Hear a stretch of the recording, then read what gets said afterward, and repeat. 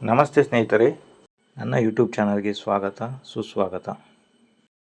ಇವತ್ತಿನ ವಿಡಿಯೋದಲ್ಲಿ ರೇಷ್ಮೆ ಸೀರೆ ಹೇಗೆ ತಯಾರಾಗುತ್ತದೆ ಎಂದು ನಾವು ನೋಡಬಹುದು. ಸ್ನೇಹಿತರ ಮದುವೆ ಇದ್ದದ್ದು ರಾಯದುರ್ಗದಲ್ಲಿ. ಹೋಗುವ ದಾರಿಯಲ್ಲಿ ಕೊಂಡಲಹಳ್ಳಿ ಮತ್ತು ಮೊಳಕಾಲ್ಮೂರು ದಾಟಿ ಹೋಗಬೇಕಾಗಿತ್ತು. ಕೊಂಡಲಹಳ್ಳಿ ಎಂಬ ಗ್ರಾಮದಲ್ಲಿ ನಮಗೆ ಪ್ರಕಾಶ್ ಅನ್ನುವ ಒಬ್ಬ ನೇಕಾರರ ಮನೆಗೆ ಭೇಟಿ ನೀಡುವ ಅವಕಾಶ ಸಿಕ್ಕಿದೆ. ಈ ನೇಕಾರರು ಹೇಗೆ ಸೀರೆಯನ್ನು ನೇಯುತ್ತಾರೆ ಎಂಬುದನ್ನು ನಾವು ಈ ವಿಡಿಯೋದಲ್ಲಿ ನೋಡಬಹುದಾಗಿದೆ. ರೇಷ್ಮೆ ಸೀರೆ ನೇಕಾರರ ಬದುಕು ಶುರುವಾಗುವುದು ಇಲ್ಲಿಂದ. ರೇಷ್ಮೆ ಹುಳುಗಳು ರೇಷ್ಮೆ ಗಿಡವನ್ನು ತಿಂದು ಅದರಿಂದ ಮಾಡುವ ಗೂಡುಗಳನ್ನು ಸಂಸ್ಕರಣೆ ಮಾಡಿ, ಆ ಗೂಡುಗಳಿಂದ ಸಂಸ್ಕರಣೆ ಮಾಡಿ ತಯಾರಾಗುವ ರೇಷ್ಮೆ ದಾರದಿಂದ ಅದಕ್ಕೆ ವಿಧ ವಿಧದ ಬಣ್ಣವನ್ನು ಕೊಟ್ಟು ಈ ರೇಷ್ಮೆ ಸೀರೆಯನ್ನು ತಯಾರು ಮಾಡಲಾಗುವುದು.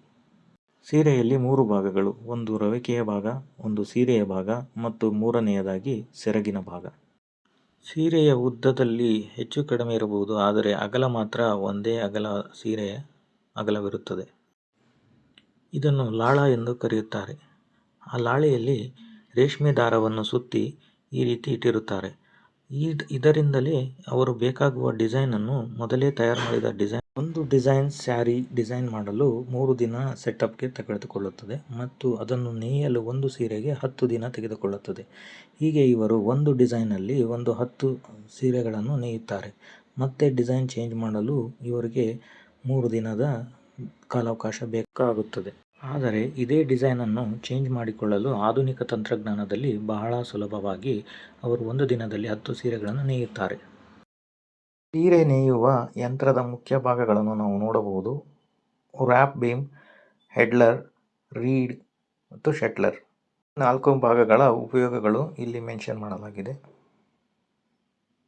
ಮತ್ತು ಪೆಡಲ್, ಬೀಟರ್, ಕ್ಲಾತ್ ಬೀಮ್ ಮತ್ತು ದಾರಗಳು.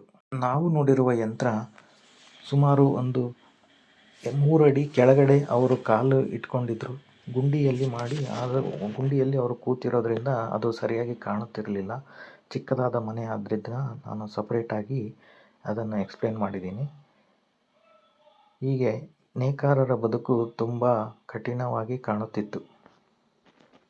ಯಂತ್ರದಿಂದ ಮ್ಯಾನ್ಯುವಲಿ ಮಾಡೋದಾದರೆ ಅವರಿಗೆ ಒಂದು ಸೀರೆಯನ್ನು ನೇಯೋದಕ್ಕೆ 10 ದಿನಗಳು ಬೇಕು.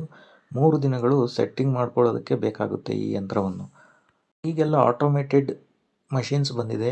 ಆಟೋಮೇಟೆಡ್ ಮಷಿನ್ಸಲ್ಲಿ ದಿನಕ್ಕೆ ಒಂದು 10 ಸೀರೆಗಳನ್ನು ನೇಯಬಹುದಾಗಿದೆ ಎಂದು ಅವರು ಹೇಳ್ತಿದ್ದರು.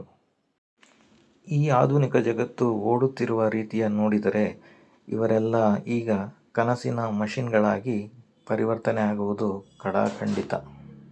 ಇವರೆಲ್ಲ ತಲಾಂತರದಿಂದ ಮನೆತನದಿಂದ ಇವರು ಕಲಿತಿರುವ ವಿದ್ಯೆ ಈ ನೇಕಾರರ ಬದುಕು. ಇವರು ಇದನ್ನು ನೆಚ್ಚಿ ಬದುಕುತ್ತಿದ್ದಾರೆ ಮತ್ತು ಇವರು ಒಂದು ಸೀರೆಯನ್ನು ತಯಾರಿಸಿ ವ್ಯಾಪಾರಸ್ಥರಿಗೆ ಕೊಡುವ ಹಣದಲ್ಲಿಯೇ ನಿಮಗೂ ಕೊಡುತ್ತೇವೆ, ನಮಗೆ ಬಂದು ಕಾಂಟ್ಯಾಕ್ಟ್ ಮಾಡಿ ಎಂದು ಕೂಡ ಹೇಳಿದರು.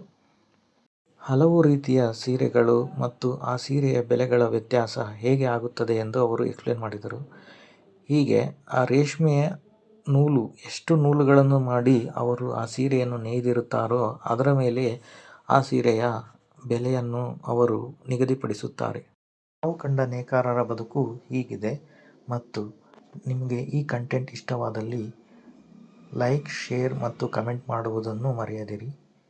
ನನ್ನ ಚಾನಲನ್ನು ಸಬ್ಸ್ಕ್ರೈಬ್ ಮಾಡಿಕೊಳ್ಳಿ. ಧನ್ಯವಾದಗಳು. ಶುಭವಾಗಲಿ.